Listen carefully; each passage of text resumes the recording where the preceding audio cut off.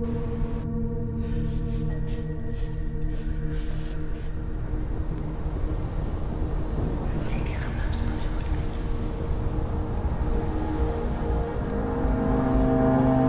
York, yes.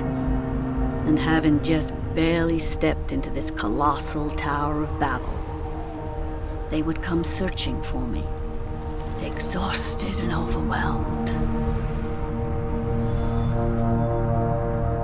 My name is La Nacional, and I'm here, still holding out at 150 years old, protecting all the memories that happened within my ancient walls.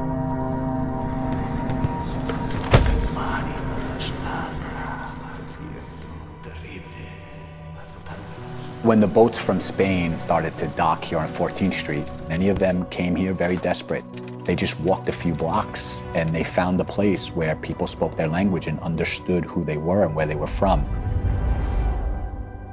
Cuando tenían un cuarto libre aquí, eran para los emigrantes, porque venía y le brindaban un plato de comida a usted, y usted no lo pagaba. Si no podía, no lo pagaba. Ahí se conocían todos y era como una familia grande. Se ayudaban unos a los otros. Y ningún español se enterró solo. O sea, un deber ir a acompañarlos cuando murieron.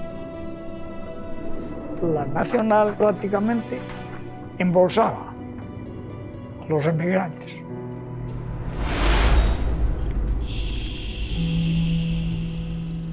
The darkness drew near once again, and this time it laid waste to everything. Nothing would ever be the same again.